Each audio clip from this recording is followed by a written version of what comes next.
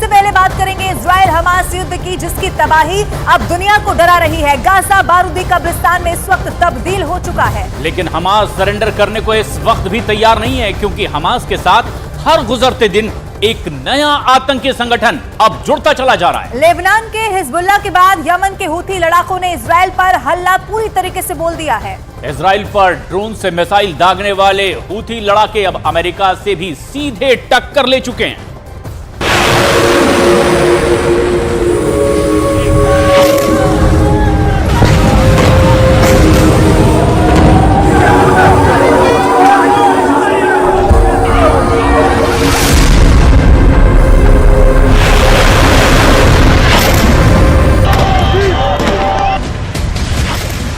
पंद्रह दिनों से इजराइल ने गाजा के अंदर 5000 से ज्यादा एयर रेड करके गाजा को कब्रिस्तान में बदल दिया है। लेकिन अब अचानक कुछ ऐसा हो गया है जिसकी कल्पना नेतन्याहू ने नहीं की थी। इजराइल के सामने सफल शासक माने जाने वाले गोल्ड मान्यार को भी ऐसी अभूतपूर्व परिस्थितियां नहीं झेलनी पड़ी थी। 6 डे वॉर में गोल्डा मायर ने 8 अरब देशों से अकेले जंग लड़ी थी, लेकिन इसमें यमन शामिल नहीं था। हालांकि अब वो जंग होने जा रही है, उसमें यमन भी कूद पड़ा है।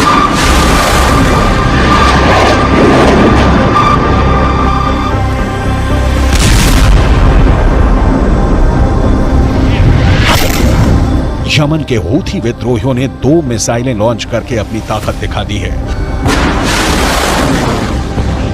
लेकिन अब इजराइल ने भी इन हूथियों को जड़ से मिटा देने का ऐलान किया है, क्योंकि यह तय हो चुका है कि हूथी विद्रोहियों ने जो 3 मिसाइलें दागी थी उसका टारगेट इजराइल था।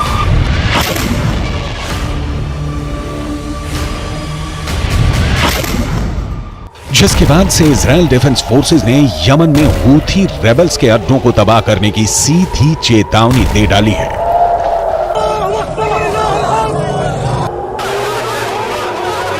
आईडीएफ के प्रवक्ता रियर एडमिरल डैनियल हगारी ने गाजा पट्टी के साथ लेबनान और यमन पर जवाबी हमले की जानकारी साझा की है। गुरुवार को 19 अक्टूबर को ही अमेरिकी नौसेना के एक जहाज ने यमन से इजराइल की ओर लॉन्च की गई मिसाइलों और ड्रोनों को रोक दिया था।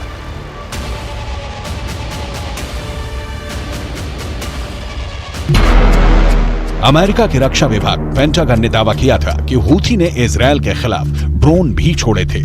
मतलब इजराइल का एक और पुराना दुश्मन जंग के मैदान में है। हमास की तरह इजराइल के इस दुश्मन को ईरान ने ही खड़ा किया है। ईरान से ही हमास और हूथी को खाद्य पानी मिलता है। We cannot say for certain what these missiles and drones were targeting, but they were launched from Yemen, heading north along the Red Sea, potentially towards targets in Israel. Our defensive response was one that we would have taken for any similar threat in the region, where we're able to do so against our interest personnel and our partners. Israel पर हमले के साथ ही खाड़ी में मौजूद अमेरिकी सैन्य अड्डों को भी मिसाइल और ड्रोन से दहलाना शुरू कर दिया गया है।